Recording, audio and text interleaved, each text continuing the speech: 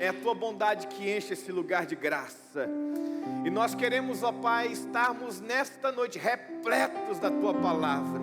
Ó Deus, ministra o nosso coração e nos faça sair daqui cheios de revelação no nome de Jesus Cristo. Amém e amém. Você pode sentar. Eu vou pedir a Lidiane para me auxiliar só no texto bíblico, Lidiane.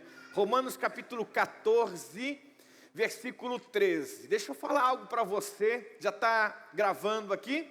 Ok, nós estamos no capítulo 10 do livro do John Bevere, Isca de Satanás. E hoje o tema é: não seja você o escândalo.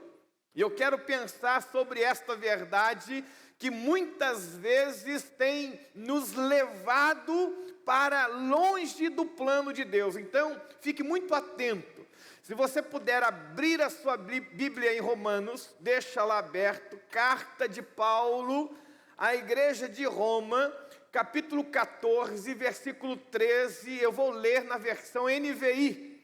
Então o texto diz assim: portanto, 14, 13, portanto, deixemos de julgar uns aos outros, em vez disso, façamos o propósito de não colocar pedra de tropeço ou obstáculo no caminho do irmão. Esta palavra é poderosa, e esse texto vai nos conduzir a pensar em muitas coisas. Parece que nós não observamos aquilo que Deus tem para nós. E por não observarmos aquilo que Deus tem para nós, nos tornamos pedra de tropeço. Nós somos usados pelo diabo para ofender as pessoas. Olha para mim aqui e pensa, você que está me assistindo agora, talvez de madrugada, pela manhã, eu não sei em que hora, mas se conectou no YouTube nesse instante, olha para mim e pensa o que Deus está falando comigo e com você, e você que está aqui também. Muitas vezes, por não olharmos para a palavra, nós seguimos os nossos pensamentos. Nós seguimos as nossas ideias, que são, em muitos casos, equivocadas. E Paulo está falando uma igreja, a igreja de Roma, ele diz: olha, vocês não estão tendo sabedoria para conduzir as pessoas para o céu. Meus irmãos, Deus nos colocou aqui com uma missão. E esta missão é glorificar o seu nome e conduzir o maior número de pessoas para o céu. Você pode dizer amém? Eu estou aqui nessa terra para levar, para arrastar multidões para o céu.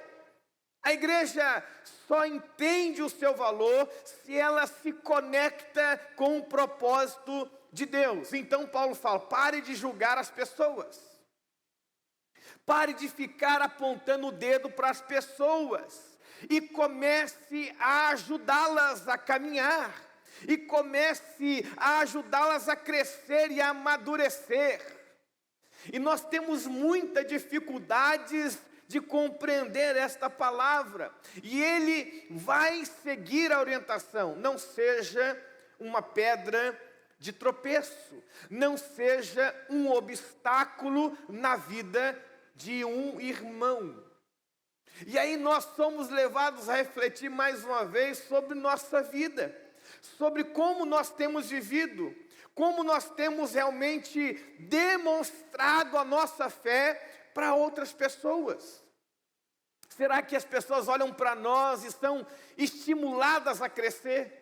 Será que as pessoas olham para nós e estão estimuladas a uma vida devocional fervorosa? Será que as pessoas olham para nós e realmente querem andar ao lado de Jesus ou não? Porque em alguns momentos eu percebo que alguns crentes têm o prazer de desviar outros, de afastar outros, de não apresentar o verdadeiro evangelho às pessoas que precisam conhecer. No capítulo anterior, que é o capítulo 9 do livro que nós estamos estudando, diz que Jesus ofendia as pessoas porque ele falava a verdade. Mas a verdade não era a verdade de Jesus, era a verdade de Deus.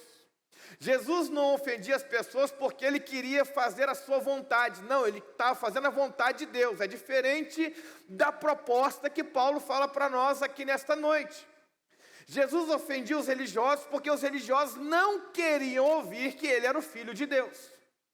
Então, a ofensa criada por Jesus era por fazer a vontade do Pai. É diferente do contexto de Romanos. Paulo fala para a igreja de Roma: olha, vocês que se acham tão maduros, vocês que se acham tão conhecedores da palavra, não julguem uns aos outros. Vocês que têm tido experiências comigo profundas e são maduros para viver a salvação, não sejam pedra de tropeço na vida de outros irmãos. Quantas pessoas você conhece que dizem assim: pastor, eu não vou mais à igreja porque eu fui decepcionado pelo pastor, porque ele dizia que era santo, separado para a glória de Deus, mas vivia uma vida de pecado.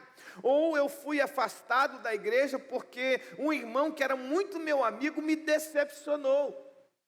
Uma amiga minha que estava comendo na minha mesa, ela me traiu. E aí o que acontece? Você fica ofendido, você foca as suas forças em alguém que é humano e não tem, na verdade, soberania, poder, não tem onisciência, onipresença. Você foca no homem e esquece de Deus. E esta ofensa é uma armadilha de Satanás para te separar do Senhor. Mas nesse momento, Paulo está dizendo o seguinte: você que é santo, separado para a glória de Deus, não seja alguém que julgue o outro. Não seja um obstáculo para que o outro cresça, amadureça, tenha experiências com Deus. Então, no capítulo anterior, nós vimos Jesus, e Jesus ofendendo religiosos, porque eles não compreendiam que ele era o Filho de Deus. Porque ele confrontava esses homens e essas mulheres na palavra de Deus. E por isso, muitos ficavam ofendidos. Agora, olhando para o texto de Romanos capítulo 14, 13, nós compreendemos claramente aqui Paulo falando uma outra coisa para a igreja de Roma. Ele ensina nesse texto que cada discípulo, quer dizer, eu e você, cada crente, então essa palavra é reveladora, é poderosa. Ele diz: olha, cada crente, cada discípulo de Jesus deve ter um coração puro para levar outros para Cristo, para não se submeterem à autoridade do mundo, mesmo que em alguns momentos a verdade do Evangelho seja dura e escandalizadora.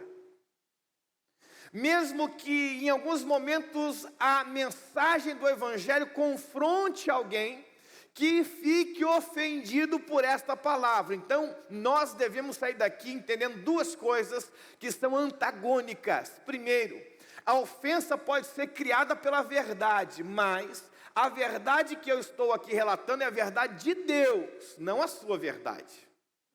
2, aqui nós podemos ver que eu posso ser aquele que ofende, querendo realizar a minha verdade e não a verdade do Pai. É o que Paulo está destacando, quando eu julgo alguém e quando eu me torno um obstáculo para que alguém não cresça na palavra, no Espírito e na verdade.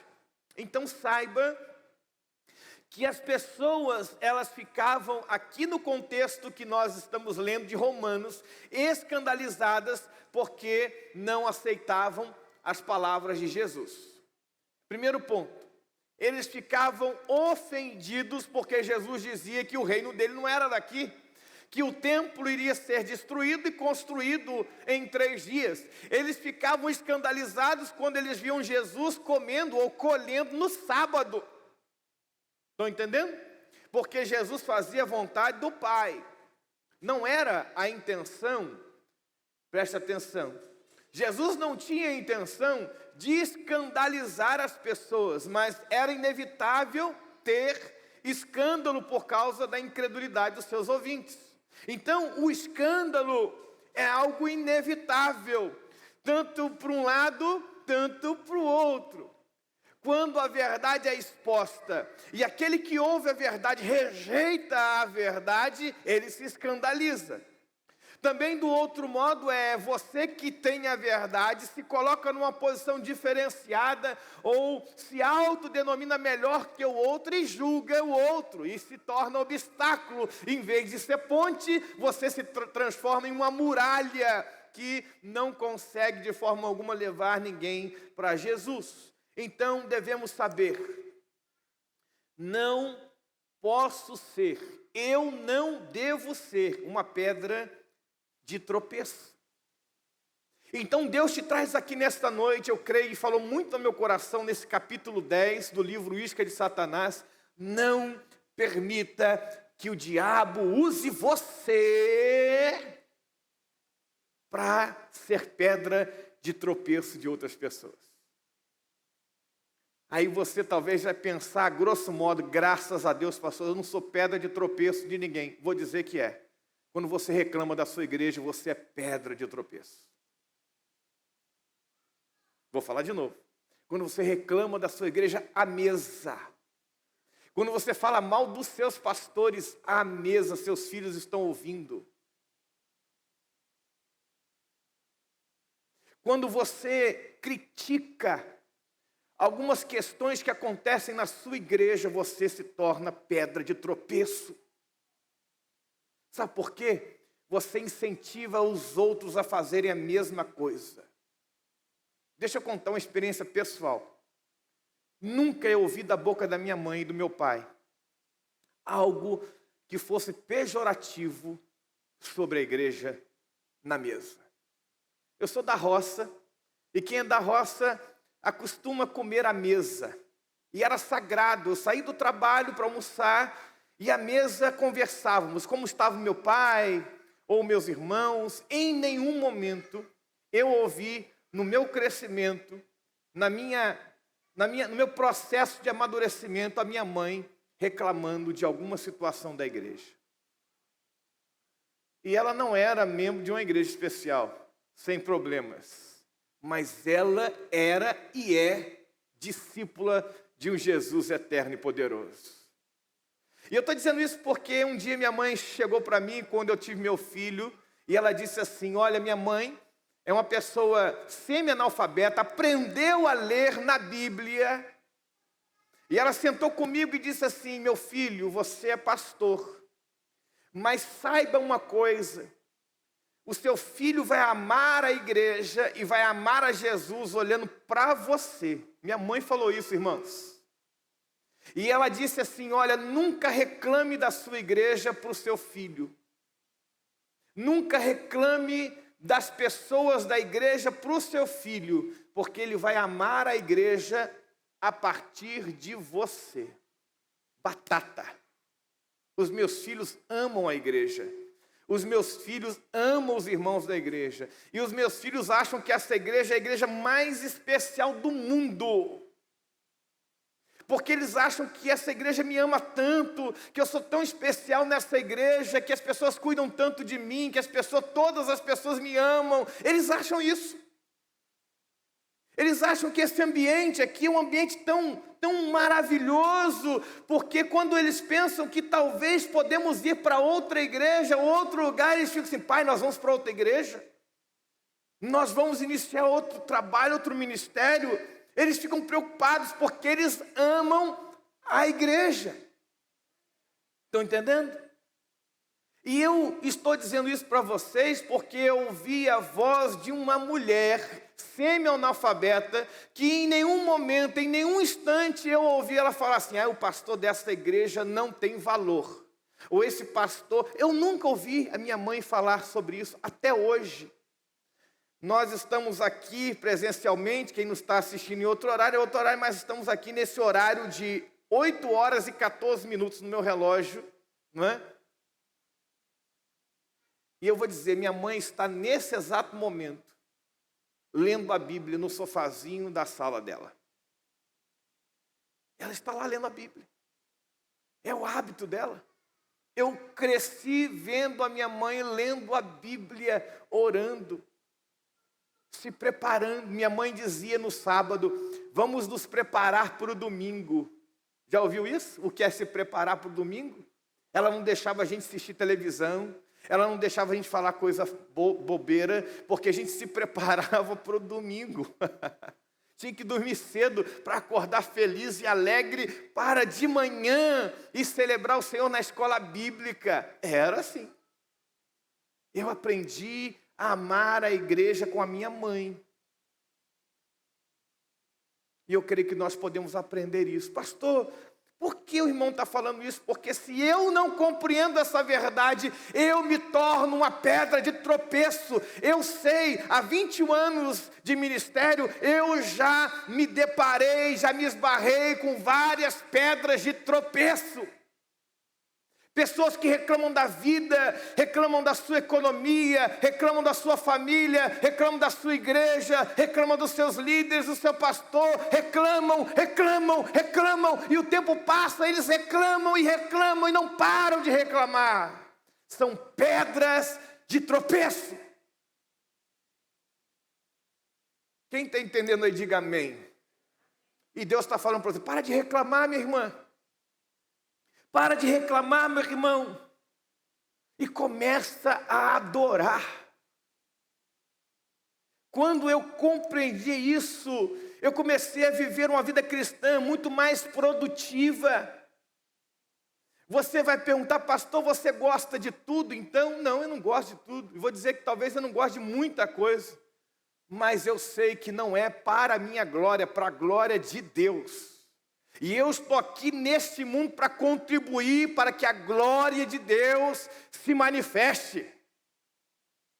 É isso que nós devemos entender aqui nesta noite. Então pensa comigo, a Bíblia relata nesse texto o encontro de Jesus e os seus discípulos. Perdão, eu quero dizer e reportar um texto lá de Mateus 17. Jesus encontra com um oficial do templo. E essa conversa é muito legal, se você quiser ler em casa, Mateus 17, versículos 24 e 26. Ele é interpelado por este oficial de justiça e fala assim para Jesus: você não vai pagar o imposto do templo? E os discípulos param todo. Você lembra desse texto? Os discípulos param e ficam aguardando a resposta de Jesus. E Jesus faz uma parábola dizendo que o filho do rei, não é, come na casa do rei. Não precisa de pagar imposto porque ele é do filho do rei. Então ele não tem nenhuma obrigação de pagar imposto. Jesus faz toda essa parábola. E Jesus ensina o seguinte: ele é filho do rei. Ele não tem que pagar imposto algum ao templo, porque o templo pertence a quem? Ao rei, a Deus. E ele é o filho de Deus. Está lá relatado em Mateus capítulo 17, 24. Mas então, diz o texto, que sendo assim, ele não tinha necessidade de pagar impostos. Mas olhe a palavra de Jesus. Lidiane, me ajuda aí, Mateus 17, versículo 27. Olha o que Jesus responde. Eu acho lindo a resposta, você pode acompanhar comigo. Diz assim: mas para não escandalizá-los, Mateus capítulo 17, 27. Mas para não escandalizá-los, disse Jesus, não é? Mateus 17, 27. Mateus 17, 27.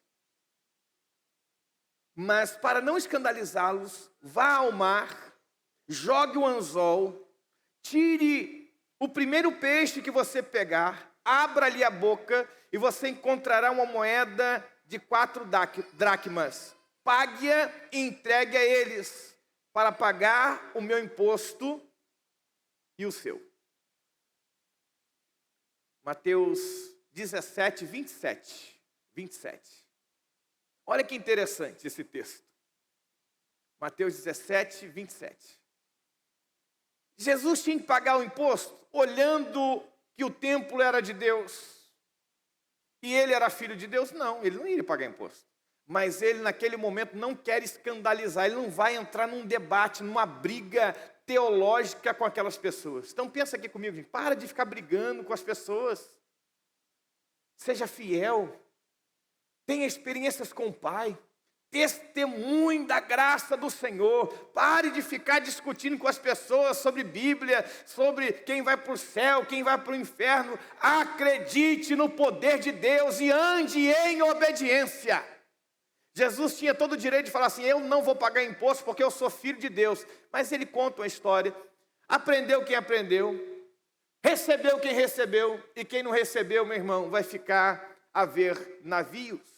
E disse que ele manda um dos seus discípulos ir pescar um peixe, e dentro do peixe pegar ali uma moeda, uma dracma, com o valor de 4 dracmas, e pagar o imposto, não só o dele, mas também do seu discípulo. O que isso nos ensina? Deus sempre provisiona as nossas necessidades. Deus não vai te deixar em apuros. Creia nele, confie no Senhor. Isto que nós aqui relatamos sobre esse texto de Jesus mostra o seguinte: Jesus era livre para não pagar o imposto, mas ele não tinha desejo de ofender ninguém.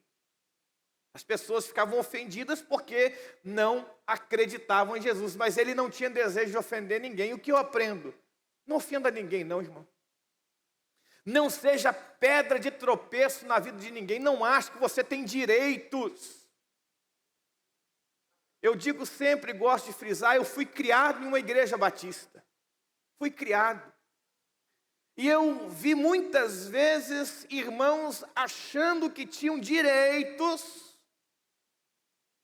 ofendendo outros irmãos.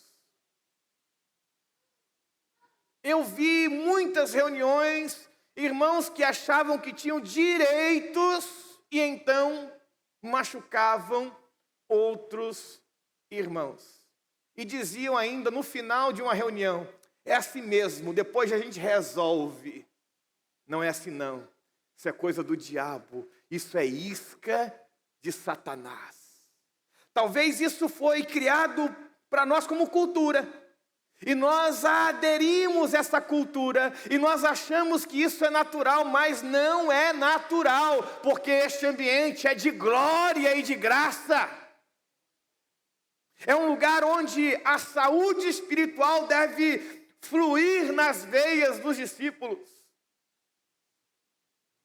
Saiba, a palavra de Deus é inegociável, mas não permita que as coisas periféricas o conduza a ofender as pessoas.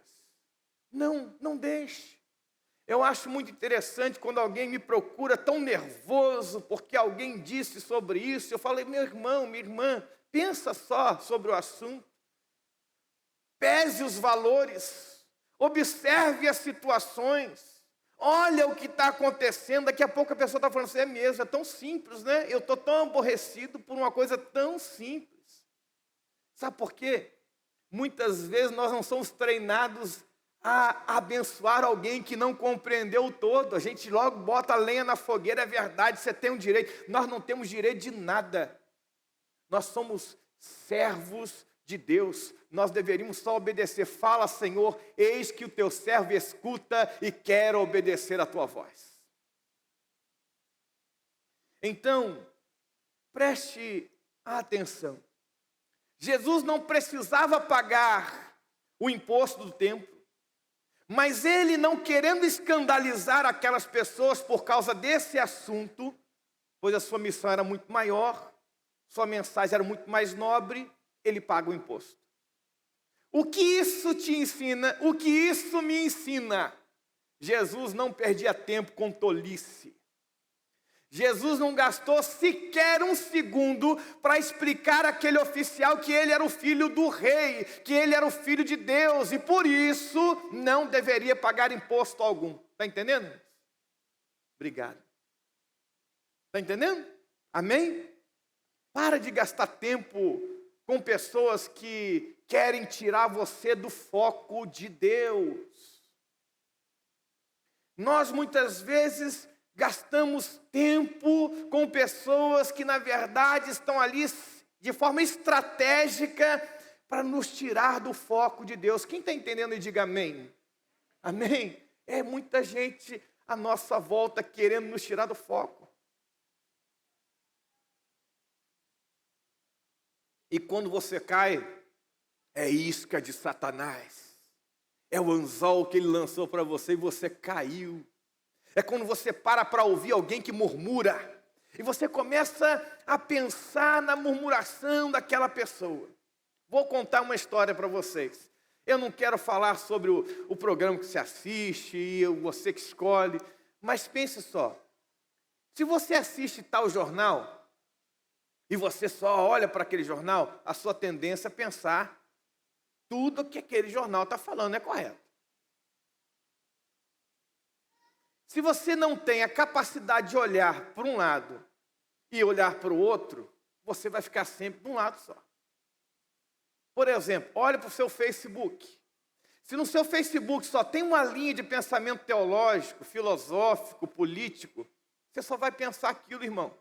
Você não cede, você não dá espaço para ouvir a outra posição, o outro lado da história. Está entendendo? E muitas vezes nós somos assim, nós ficamos no nosso gueto, no nosso nicho, nós ficamos no nosso pensamento, e aí nós criamos preconceitos, ideias preconcebidas que nos impede de ver o todo. Jesus olha aquele oficial, e eu creio que ele estava ali com cheios de argumentações, e aí não vai pagar não. Jesus fala assim, vai lá, pesca, paga logo e vão seguir o caminho. Para de perder tempo com pessoas que não vão entender aquilo que o Senhor está fazendo na sua vida. Eu digo assim, não vou tocar pandeiro para doido dançar. Não vou, irmão. Quando a pessoa vem já com um papo meio estranho comigo, conversando uma ideia toda, eu, ok, é lá, amém, Deus te abençoe, vai em paz. Não vou tocar tambor para doido dançar. Não vou. Não vou gastar o meu latim, não vou. Jesus fez isso, ele diz, olha, vamos resolver o problema, paga o imposto, deixa ele com o templo dele, porque a missão é maior.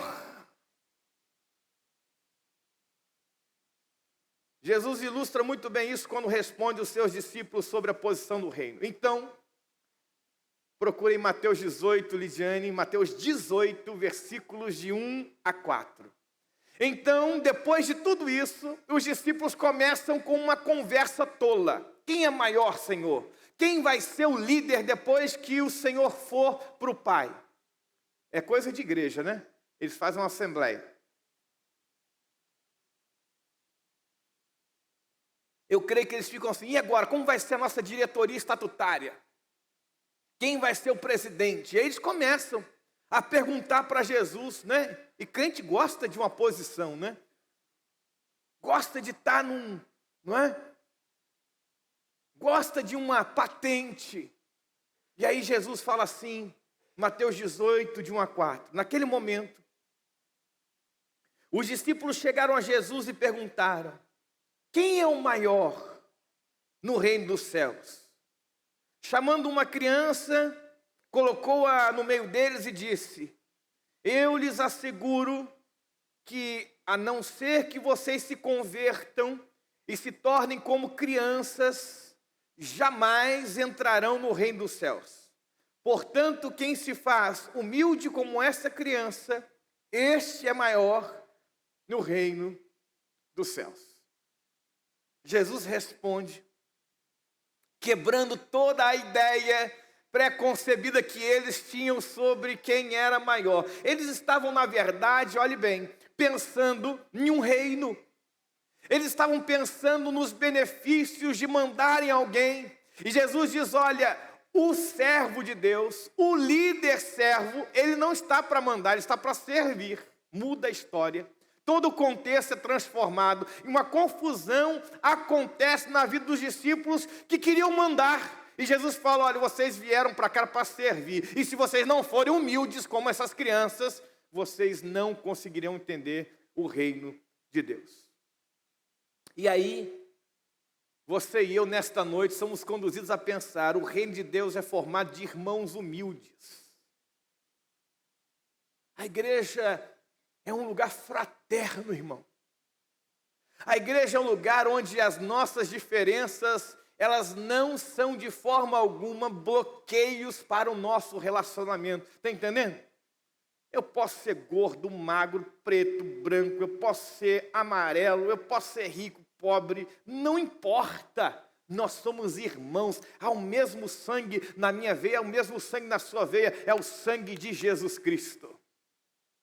Está entendendo? Essa é a beleza do Evangelho. E Jesus, ele fala sobre isso, ele diz, olha, vocês devem ser irmãos humildes, que compreende a tarefa, por isso não permitam que o diabo, que é inimigo de vocês, o diabo que quer destruir a união de vocês, e eu percebo que o diabo, ele consegue fazer isso dentro da igreja, nos separando dos outros, criando pinimbas e situações que não esclarecem, não apontam e não demonstram graça. Estão entendendo?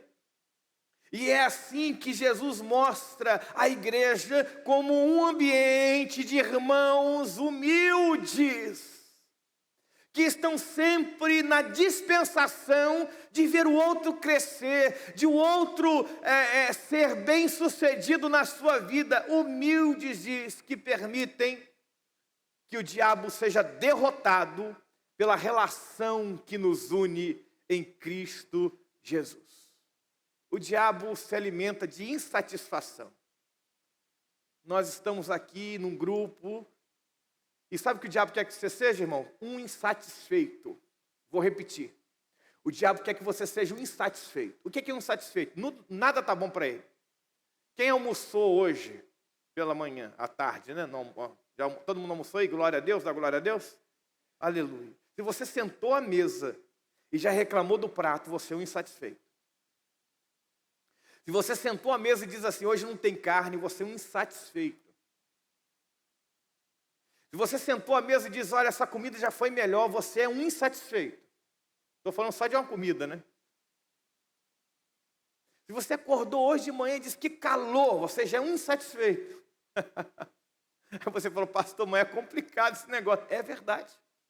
É um vício. O vício da insatisfação. Você nunca está satisfeito. Nunca. Se tem ventilador na sua casa, você fala, eu queria ter um ar-condicionado. Se você tem um ar-condicionado, eu queria ter um espírito igual lá da igreja. Se você tem um espírito daquele da igreja, você queria, eu queria aquele que eu falava no celular. Liga! Ele ligar. Você é um insatisfeito. Você não está satisfeito com nada. Tudo dos outros é melhor. Isso é uma isca de Satanás. Olhe bem. Se nós, discípulos de Jesus, se nós compreendermos o foco, o nosso chamado para servir, nós não vamos permitir que o diabo nos ofenda. Não vamos. Se alguém esqueceu o seu nome, você não vai estar ofendido, sabe por quê? A glória é de Deus. Se alguém não lembrar um dia que o pastor Josadac ficou mais de 20 anos numa igreja, eu não vou ficar ofendido, porque a glória é de Deus. Está entendendo? Muitas vezes eu tenho mães aqui, quantas vezes as mães ficam ofendidas porque os filhos não lembram, né? Não lembram quanto foi duro criá-los. É ou não é, gente? Fica ofendido não. A glória é de Deus. Até em casa. Até em casa. Eu acho muito bonito quando eu chego em casa depois do supermercado, a minha filha falou assim, comprou o meu biscoito? Aí eu falei, comprei, eu lembrei de você. Aí daqui a pouco eu estou fazendo alguma coisa, filha, pega um copo com água para mim. Ah, pai, agora eu não tenho tempo. Mas quando ela pede o biscoito, eu lembro. E se eu permitir que, pastor, mas isso é muito bobo, mas eu fico ofendido, não fico? Eu faço tudo pelos meus filhos, mas eles não fazem para mim. Aí você se ofende. Não, você está aqui para servir mesmo, irmão, para abençoar mesmo, para fazer mesmo. E não tenha dúvida, quem dá, recebe. Não tem dúvida. Quem dá, recebe. Quem abençoa é abençoado. Isso é lei da semeadura, irmãos. Não tem dúvida. Você vai lembrar de pessoas que você presenteia todo ano. Por quê? Porque são pessoas liberais. Quando eu saio com meu sogro, eu tenho que falar uma coisa boa do meu sogro. Eu faço questão de pagar a conta. Sabe por quê? Meu sogro é liberal. Ele não mede esforços para me abençoar. Eu era um garoto, namorava com a filha dele e ele era liberal. Hoje eu faço questão de pagar a conta. Quando ele vai pagar a conta, eu já paguei. É um prazer que eu tenho. Não deixá-los pagar a conta. Sabe por quê? Eles são liberais demais. Eles me abençoam demais. Agora, isso é porque eu sou bom? Não, é porque eles são bons. E porque eles são tão bons, eles me constrangem para eu ser bom também, está entendendo? Porque em nenhum momento eles falam, mas o Josadac não é bom comigo, o Josadac não me ajuda nisso, não é? Eu fico constrangido. Quando eles precisam de alguma coisa, eu dizer assim, não posso. Se eles ligarem para mim hoje, olha, vocês vão lá no centro da cidade do Rio comprar um negócio para a gente, eu vou. Eu não vou nem argumentar, sabe por quê? Eles são bons, eles são generosos. Agora pense comigo, se nós, discípulos de Jesus, nós compreendermos que nós fomos chamados para servir, nós não vamos permitir que a ofensa entre no nosso coração. Nós vamos fazer. Não importa se houve reconhecimento ou não, está entendendo? Não importa. Não importa se lembraram a data do seu aniversário. Não importa. Não importa que no dia que você estava lá aguardando um presente, aquele presente não veio, não importa. Sabe por quê? Você sabe que Deus te chamou para servir. E aí você não fica ofendido. Não fica.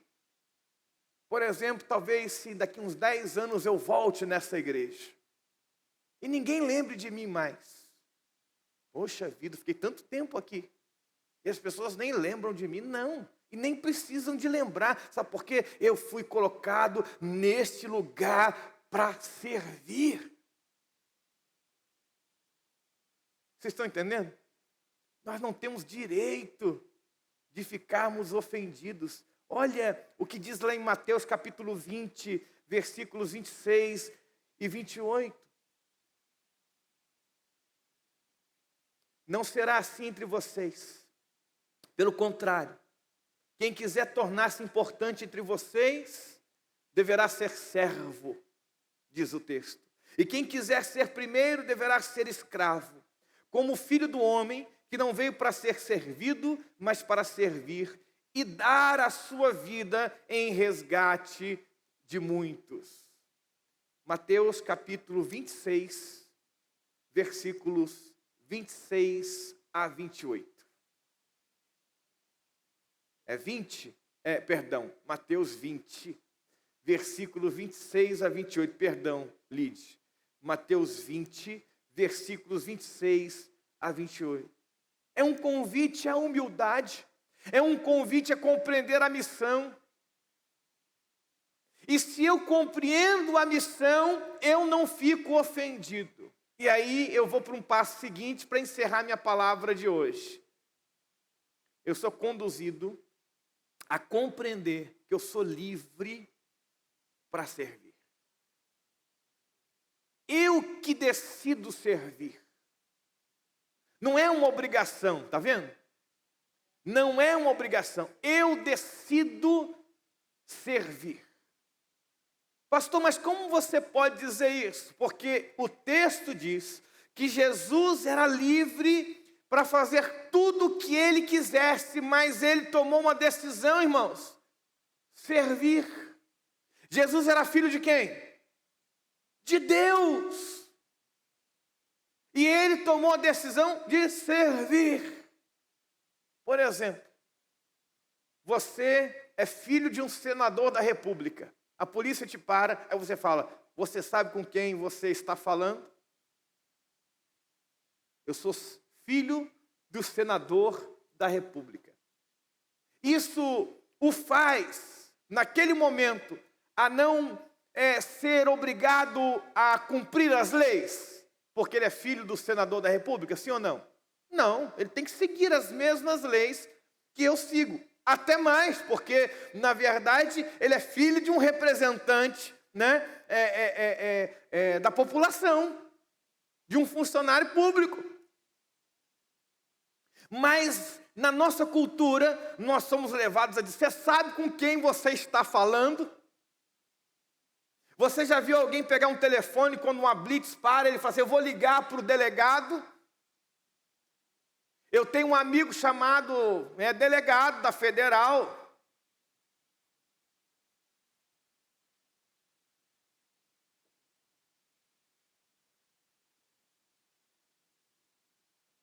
Eu lembro, acho que uns 6 anos atrás, nós estávamos voltando de São Paulo e fomos parados ali na descida da Serra das Araras pela Polícia Federal. E um amigo nosso, pastor, delegado da Polícia Federal, nos viu e parou também. E perguntou assim: aconteceu alguma coisa? Vocês precisam de alguma coisa? Aí eu falei assim: não, está tudo bem, nós somos parados. Ele falou assim: está tudo ok no carro? Ele falou: está tudo jóia. Então tá bom. Se vocês precisarem de alguma coisa, eu vou ficar aqui com vocês. E ele ficou com a gente lá, naquele momento. A polícia viu lá, pega o documento, aquele procedimento todo. E aí entregou o documento, nós fomos embora.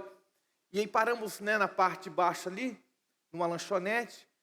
E ele falou assim: eu fiquei com você, não era para resolver problema seu não, porque eu sou delegado, não. Eu fiquei com você porque eu sou seu irmão. Porque eu queria estar do seu lado, caso precisasse de alguma coisa, eu estaria do seu lado para te ajudar. Não para resolver problema, porque você e eu lembro dessas palavras, estamos debaixo da lei. Yes, é isso aí. Nós estamos debaixo da lei. Nós vamos cumprir a lei. Nós não precisamos de falar para ninguém: você sabe quem eu sou? Se as pessoas não verem em nós quem realmente nós somos. Vocês estão entendendo? Jesus, ele mostra isso. Ele era livre para dizer: eu sou filho de Deus. E eu posso pedir agora: Pai, manda fogo sobre esse povo. Mas ele teve a liberdade de servir as pessoas. É isso que o autor bíblico diz, Gálatas capítulo 5, Gálatas 5, versículo 13, diz: irmãos, vocês foram chamados para a liberdade, mas não usem a liberdade para dar a ocasião à vontade da carne. Pelo contrário, sirvam uns aos outros mediante o quê? O amor. Nós somos livres, irmão. Você pode dar amém? Nós somos livres. Você pode sair daqui hoje e falar assim: eu não volto mais para essa igreja. Não gosto de pastor de camisa listrada. Você pode dizer isso, você tem liberdade. É a sua liberdade de sair daqui agora e talvez usar drogas, ou ir para um bar e encher a cara. Você tem essa liberdade. Mas com a liberdade que Deus te dá, você toma uma decisão: eu quero obedecer. Eu quero andar no caminho do Senhor. E então nós somos levados pelo autor de Gálatas, que nós fomos chamados para a liberdade, mas a liberdade que nós recebemos não vai de forma alguma dar vazão a fazer a vontade da carne. Uma pergunta que muita gente faz: pastor, eu posso beber? Pode. Você tem liberdade para beber. Se você perguntar assim: pastor, eu devo beber? Eu falo assim: não, não deve. Compreendeu? Nós temos a liberdade. As pessoas falam assim: ah, beber é pecado? Não, claro que não. Beber não é pecado. A Bíblia não fala que beber é pecado. Agora, você deve beber? Você necessita de beber? Não. Eu não estou falando só de cachaça, cerveja, uísque, outra coisa não. Refrigerante, por exemplo. também faz mal à saúde, não é? Peguei forte, hein? Crente gosta de Coca-Cola, né? Guaraná, Fanta uva, Fanta laranja. Oh, meu Deus, pastor, fala de cachaça, pelo amor de Deus. É pecado beber Coca-Cola, irmãos? Claro que não. Claro que não. Mas a pergunta é, você precisa? Aí você fala, pastor, eu preciso. Se eu não beber Coca-Cola, eu morro. Então bebe, irmão, e morre. Agora eu vou falar algo para você. E água? Você vive sem beber água? Não, é indispensável, é necessária, fundamental. Então, eu tenho que beber.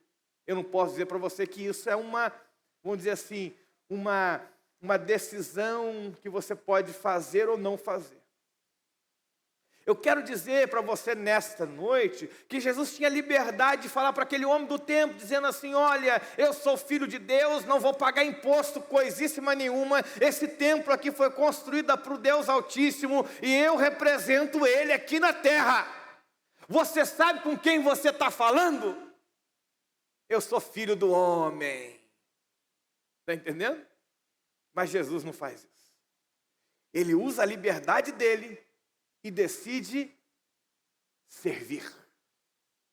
O evangelho é lindo, né, irmãos? As pessoas falam, mas a Bíblia é tão difícil de compreender, as coisas são tão complicadas. Não, é lindo. Ele mostra para nós claramente como devemos agir, viver e ser.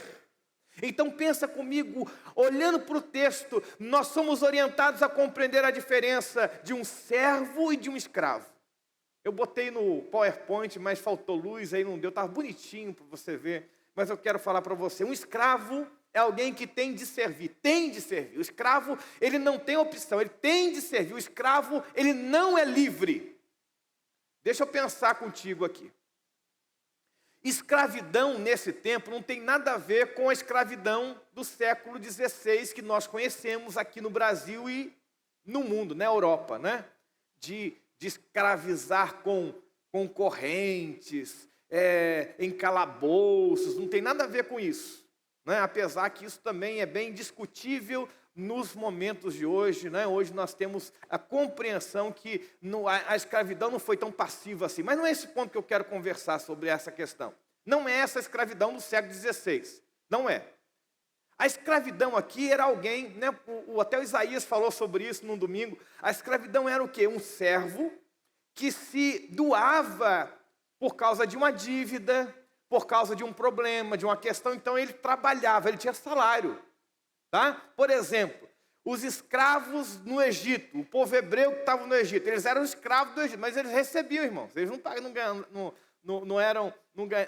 trabalhavam de graça, não, eles recebiam. O faraó pagava eles. Só que eles faziam por obrigação. Eles não podiam dizer assim, hoje eu não vou trabalhar. Eles eram servos, tinha que trabalhar. Está entendendo? O servo, ele trabalha. Ele tem que trabalhar. Ao passo que o escravo tem que trabalhar. Agora, o servo não. É alguém que vive para servir. Ele decide servir. E aí eu coloquei aqui algumas características que estão lá no capítulo 10 do livro. O escravo, ele tem que fazer, ele tem que fazer. Ele não tem uma resposta, não vou fazer, não, tem que fazer. O servo não, ele consegue fazer. O servo tem prazer de fazer. O escravo, ele faz o mínimo necessário. O servo não, ele atinge o potencial máximo para servir. O escravo, ele caminha 1 milha, o servo, ele caminha 2 milhas. O escravo, ele se sente roubado. Sempre ele está se sentindo roubado. Tiraram de mim, eu tinha que ganhar mais, eu tinha que ser mais reconhecido. O escravo é assim, está sempre querendo mais. O servo dá. O servo é liberal. O escravo é preso. Ele não pode sair dali. Ele tem um limite geográfico que ele pode caminhar e viver. O servo é livre. O escravo luta por seus direitos. Eu sei os meus direitos. A palavra, nesta ocasião, por obséquio, eu exijo os meus direitos. Eu escravo. O servo, ele abre mão dos seus direitos. Gente, isso aqui é Bíblia pura. Isso é lindo. E quando nós entendemos aqui a diferença de um escravo e de um servo, a gente se torna um discípulo melhor.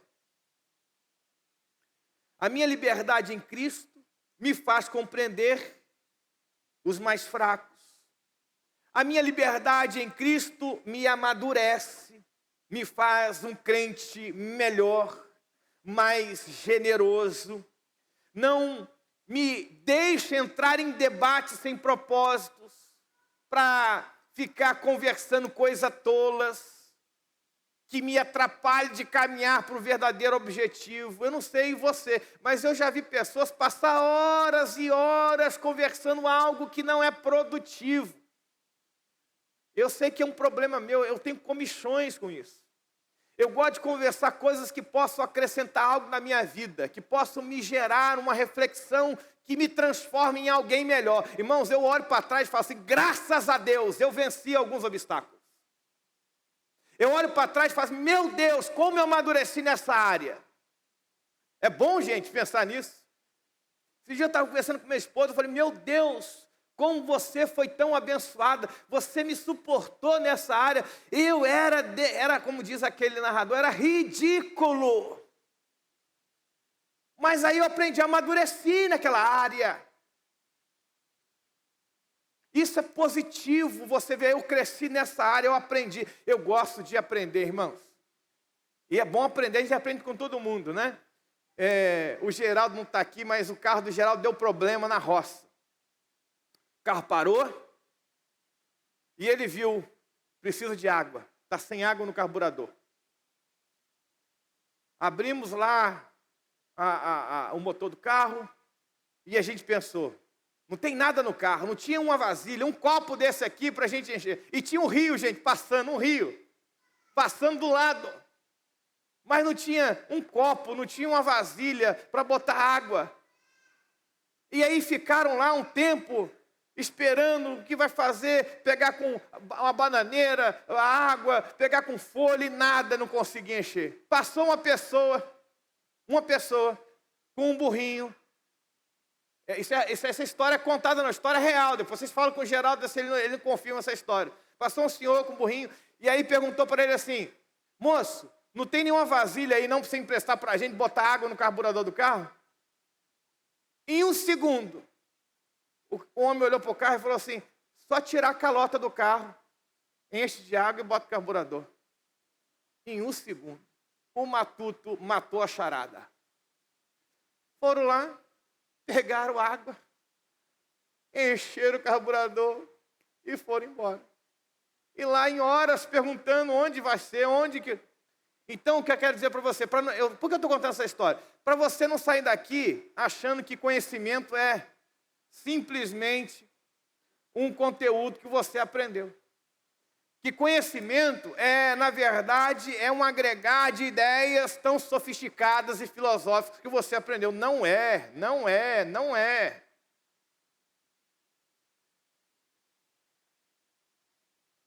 Adorar a Deus é compreender claramente. Deus me colocou aqui para algo maior. Deus nos colocou aqui nessa noite chuva, essa chuva que cai. Gente, não é por acaso você está aqui. Não é. Quem está entendendo isso aí? Aleluia. Não é por acaso.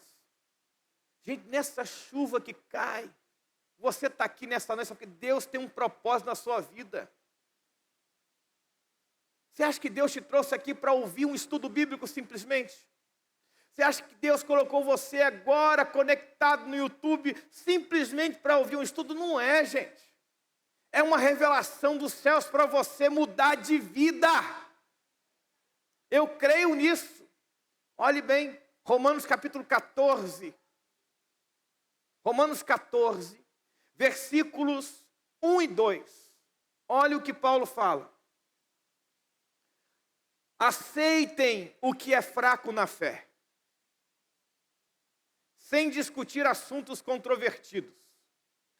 Eu achei que é importante você olhar para esse texto, está na Bíblia. Eu falei isso desde o início. Para de ficar discutindo com as pessoas. Porque eu creio que Jesus vai vir, vai levar a sua igreja, depois vai ter a tribulação, não vai levar a igreja. Para de ficar discutindo isso, Jesus vai vir, vai levar a igreja, irmão. Agora quem vai ficar? Eu não vou ficar. Eu tenho certeza que eu vou. Tem, pastor? Por quê? Porque fui salvo pela graça em Cristo Jesus. Aleluia! Eu estou preparado, pode vir, Jesus. Eu estava no leito do hospital, no CTI, e eu falei, Senhor, entrego a minha alma. Eu sei para onde eu estou indo, não tem dúvida nenhuma. Dúvida nenhuma. Alguém me parou, me abordou e falou assim, pastor, então você não liga para a vida? Não, claro que ligo. Quero viver. Quero caminhar com os irmãos, talvez mais uma temporada. Mas isso não quer dizer que eu não estou preparado para ir agora. Estou preparado para ir agora. Pode levar, Senhor. E eu faço uma oração, e eu já disse para vocês, quem não ouviu, né? A gente vai ficando velho e vai repetindo, né? Já tomei posse disso. Eu faço oração, Senhor, se um dia tiver a ideia de eu me afastar, me leva antes. Eu estava no leito do hospital, eu lembrei dessa oração. Eu falei, Senhor, está me levando porque eu vou me desviar. Me leva logo então. Então, graças a Deus que eu não vou me desviar não, porque eu voltei. Então, nós temos que ter essa convicção e compreender, olha, não vou gastar tempo com coisa que não vai me oferecer crescimento. Não vou falar sobre sexo dos anjos, não vou. Não vou ficar discutindo com o irmão que quer um negócio lá que ele acha que na igreja tem que ter. Não vou brigar com ninguém. Eu não vim nessa terra para brigar com as pessoas, eu vim nessa terra para glorificar o nome de Deus.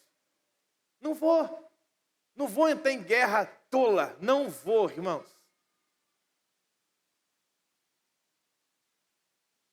Vocês estão entendendo?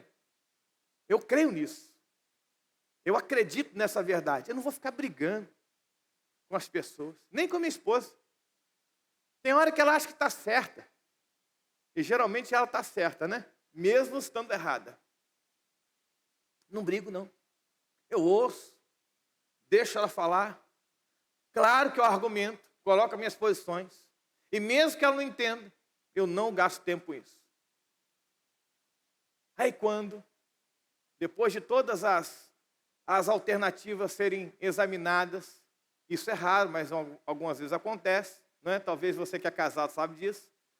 Ela não reconhece que eu estava certo, mas ela começa com algumas palavras dizer que eu estava certo. Aí o que eu podia fazer, e que muitas vezes nós fazemos como homens, tripudiamos, eu não falei, eu fico feliz da vida. Ela pelo menos compreendeu. Não precisa falar que eu estava certo, mas ela entendeu que eu estava falando a verdade e que aquilo era o melhor caminho. Sem brigar. Eu não estou dizendo que você não pode colocar os seus posicionamentos, suas ideias, seus pensamentos. Você pode discordar. Claro que você pode, você tem que discordar, isso é importante. É na divergência que a gente cresce, que a gente aprende. Mas brigar por coisa tola? Não.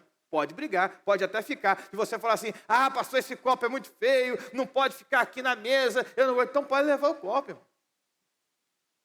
Eu não vou ficar fazendo aqui uma defesa do copo. Traz outro. Se tiver água dentro dele, eu bebo para a glória de Deus. Continua o texto.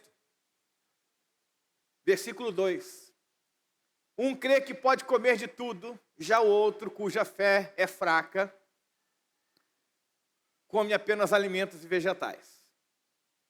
Este momento da Bíblia, está chovendo, mais 5 minutinhos para eu terminar, é controverso.